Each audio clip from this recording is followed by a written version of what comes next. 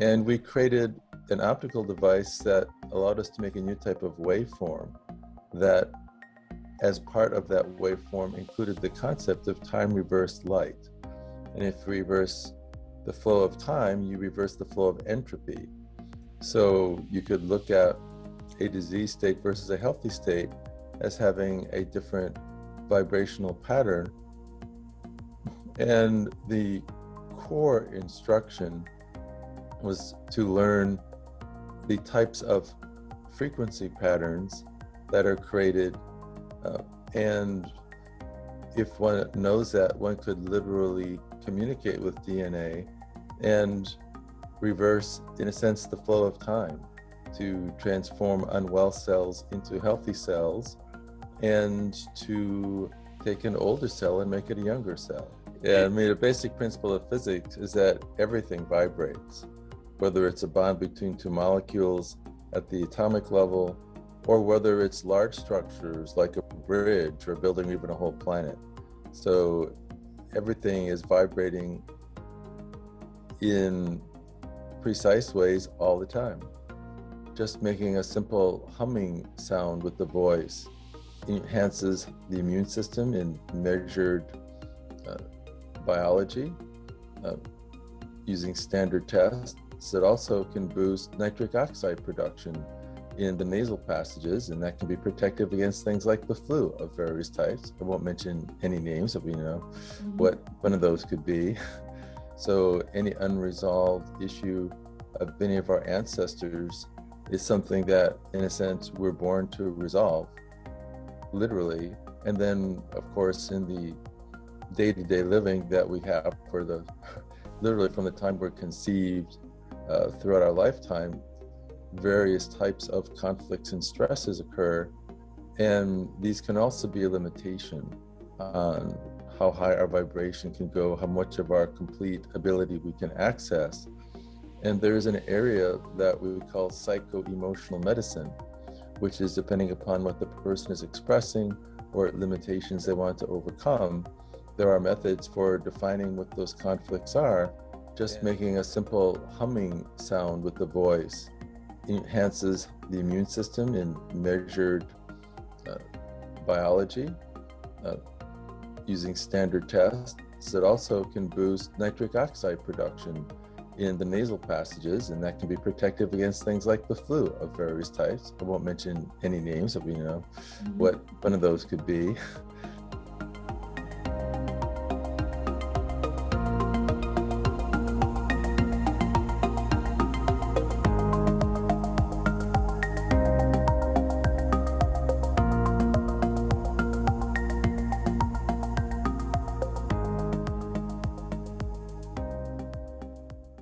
Hi, my friends, this is Elizabeth, and welcome to Sube la Vibra. Today, our special guest is Dr. Todd Ovokaitys. Dr. Todd, thank you very much for being here with us. Glad to be here. It is my honor. Because you have extensive background, I would appreciate if you can tell us a little bit about yourself. Sure. Well, it's fair to say that I'm a conventionally trained doctor as my background. So I did medical school at Johns Hopkins, and then I did further training at Georgetown University Hospital in internal medicine, where I was also a chief medical resident and instructor of medicine for Georgetown. Then I did a subspecialty program in pulmonary and intensive care, which was the background that then led me into what I would call the energetic pursuits, where I met a very gifted woman who not only had a background in computers, but through her own health issues, basically went very deep into energy healing and even, I would call it, medical intuition. So I completed my training and then studied with her. And in my training, a meditative process resulted in a vision where I communicated to the pure consciousness of DNA, which talked about the electromagnetic characteristics of DNA and resulted in our creating a new invention. And that was done with a Scottish super genius named Scott Strachan. And we created an optical device that allowed us to make a new type of waveform that, as part of that waveform, included the concept of time reversed light. And if you reverse the flow of time, you reverse the flow of entropy. So you could look at a disease state versus a healthy state as having a different vibrational pattern. And the core instruction was to learn the types of frequency patterns that are created. And if one knows that, one could literally communicate with DNA and reverse, in a sense, the flow of time to transform unwell cells into healthy cells, and to take an older cell and make it a younger cell. And that's basically been the basis of what we've done ever since. And our main work right now that will be considered leading the field would be in the area of stem cells, the ability to awaken a special type of stem cell and direct it in the body. And in a general way, the ability to enhance the energetic state of molecules, which could be nutritional for the molecules working better, being absorbed and used better to enhance their beneficial effects, and even some work in creating new forms of pharmaceuticals that may absorb better and faster, work better at lower doses, and be much safer. So a lot of territory. Wow, I am impressed. Thank you so much for sharing with us. Dr. Todd, this channel in English is Raise Your Vibe. And you already have talked about the field, the frequency. So my question is, do we live in a world of frequency? Yes, we do, for sure. Yeah, I mean, a basic principle of physics is that everything vibrates, whether it's a bond between two molecules at the atomic level, or whether it's large structures like a bridge or building even a whole planet. So everything is vibrating in precise ways all the time. Yeah, because we this channel is more based in science. So how can we achieve a higher vibration?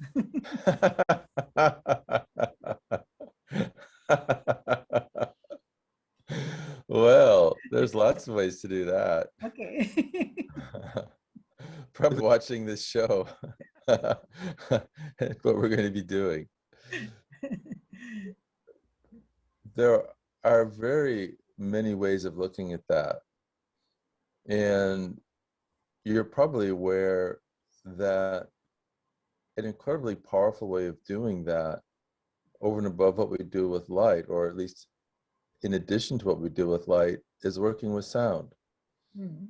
And just yesterday, I had a wonderful chat with someone named Jonathan Goldman, who's one of the well-known people in the area of making tones with the voice. And he shared with me research of just making a simple humming sound with the voice enhances the immune system in measured biology using standard tests. It also can boost nitric oxide production in the nasal passages, and that can be protective against things like the flu of various types. I won't mention any names, but we know what one of those could be. And in addition to the science, I have been led to remember ancient tones and tonal patterns that have a very profound effect on what you would say awakening sleeping DNA. And as we do that, we remember more of who we are, have more access to our higher abilities, and we create large gatherings that have been called Lemurian choirs, going back to an ancient way this was done, where we'll have as many as over 900 people singing together. And the usual way this is done is to break the choristers into two large groups, and they sing different things. And when different musical intervals are used, it creates even more complex overtone and harmonic structures. So in terms of increasing vibration, as far as going from one level to another, the experience of immersing in one of these choirs is an incredibly powerful way. You're probably aware of the book called Power versus Force, which was written by Dr. David Hawkins, and he described a calibrated scale of consciousness, which is also, in a sense, a way of measuring someone's vibration. And a 1-point increase in that scale represents roughly a 10 times increase in the vibrational state of that person. And we've seen, as he would say, a lifetime of dedicated spiritual work might raise someone 5 points, whereas in a choir event that happens typically over 3 days, people have had a 100-point jump. So very, very high. And I think we see it may go up even over 100 points, and then it stabilizes. I think the average I found was an 80-point increase, which is gigantic for a particular experience. So the use of the tones and tonal patterns, either just listening them or singing them yourself, especially, making it more powerful, and probably most powerful in a large group, is an amazing way to have a very rapid increase in vibrational state. Another aspect of that is that we all come in and experience different types of unresolved emotional conflicts. And some of those come from our ancestors, that we literally just are born with them. So any unresolved issue of any of our ancestors is something that, in a sense, we're born to resolve, literally. And then, of course, in the day-to-day living that we have for the, literally from the time we're conceived throughout our lifetime, various types of conflicts and stresses occur. And these can also be a limitation on how high our vibration can go, how much of our complete ability we can access. And there's an area that we call psycho-emotional medicine, which is depending upon what the person is expressing or limitations they want to overcome. There are methods for defining what those conflicts are and ways of processing that to make the unconscious conscious, to relieve the burden of those unresolved stresses.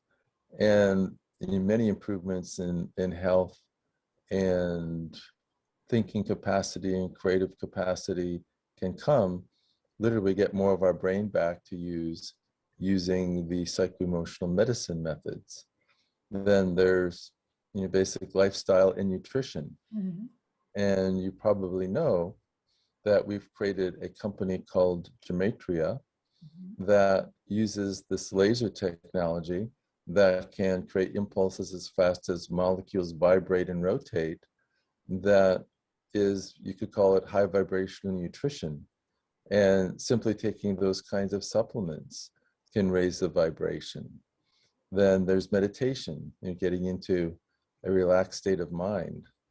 And there are many different meditative techniques, and they all have a tendency to still the mind, get out of the constant chatter of the ways our mind can actually distract us as opposed to support us. And the more one can get into the quiet mind state, particularly if you get into the emotions of gratitude and appreciation, that will also create an enhanced vibrational state.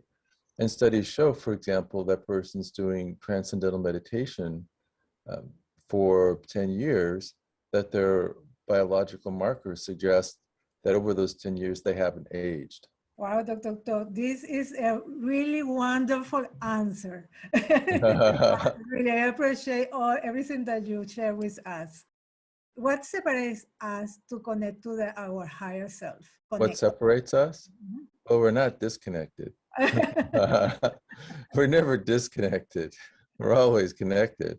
It's more a question of being aware Okay, of exactly. that and having access to the wealth of information that what we describe as the higher self, or a connection to what you could call universal mind or the mind of source. Mm, There again, it has to do with clearing our blocks to being consciously aware of that connection as much as, or much more even than whether we're connected. We're always connected. We can't disconnect from our higher source, but exactly. we can be unaware of it. So it's really Mhm. more a function of becoming more aware. And part of it is clearing the blocks that I described, and then getting into meditative states, and doing whatever practice or process will, as it were, increase somebody's vibration, as you say.